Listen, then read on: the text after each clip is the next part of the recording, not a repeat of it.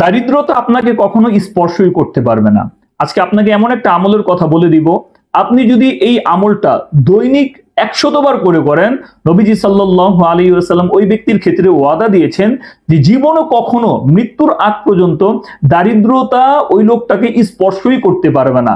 সে সবসময় ধনাঢ্য অবস্থায় জীবনযাপন করবে। টাকা পয়সা, অর্থ সম্পদ, ব্যবসা বাণিজ্য, চাকরি বাকরি, সন্তান সন্ততি, এগুলোর কোনো কিছুর মধ্যে তার অভাব হবে না। এটা নবীজি সাল্লাল্লাহু আলাইহি ওয়াসাল্লাম নিজে বলে গেছেন। আপনি যদি আজ-জুহাদ ওয়ার রাকাইক এই কিতাবের একটা হাদিস দেখেন, সেই জায়গার মধ্যে নবীজি সাল্লাল্লাহু আলাইহি ওয়াসাল্লাম আমাদেরকে একটা আমল শিক্ষা দিয়েছেন।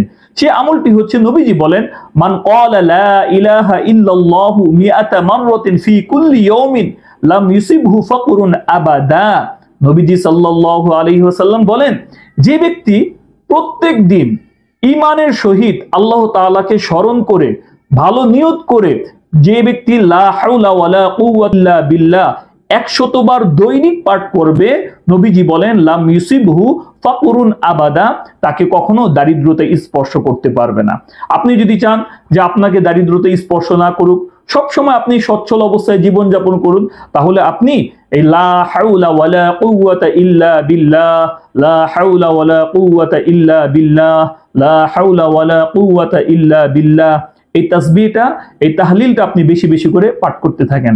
আপনি ঘুম থেকে উঠেছেন, অফিসের দিকে যাচ্ছেন, ব্যবসা বাণিজ্যের দিকে যাচ্ছেন, আপনি লা হাওলা ওয়ালা কুওয়াতা ইল্লা বিল্লাহ পাঠ করতে থাকেন। রিকশায় আছেন, বাসে আছেন, ট্রাকে আছেন, আপনি লা হাওলা ওয়ালা কুওয়াতা ইল্লা বিল্লাহ পাঠ করতে থাকেন। প্রত্যেক নামাজের পরে আপনি কিছু সময় পেয়েছেন, ওইখানে বসে বসে আপনি লা হাওলা ওয়ালা কুওয়াতা ইল্লা বিল্লাহ এটি আপনি পাঠ করতে থাকেন। আপনি প্রত্যেক দিন যদি এই আমলটি করেন, তাহলে নবীজি সাল্লাল্লাহু আলাইহি ওয়াসাল্লাম বলেছেন আপনাকে দারিদ্রতা স্পর্শও করতে পারবে না। বহু ওলামায়ে কেরাম বলেছেন এটা অত্যন্ত পরীক্ষিত আমল।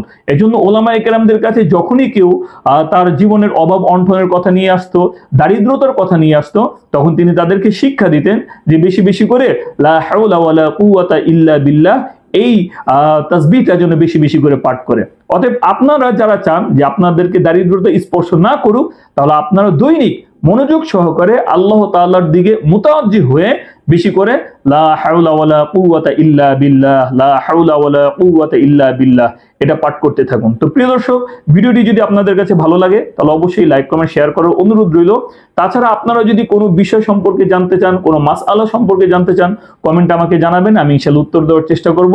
সে পর্যন্ত আল্লাহ তাআলার কাছে দোয়া, আল্লাহ তাআলা আমাদের জীবনটাকে সুখ স্বাচ্ছন্দ্য দ্বারা ভরপুর করে দিক। আসসালামু আলাইকুম ওয়া রাহমাতুল্লাহ।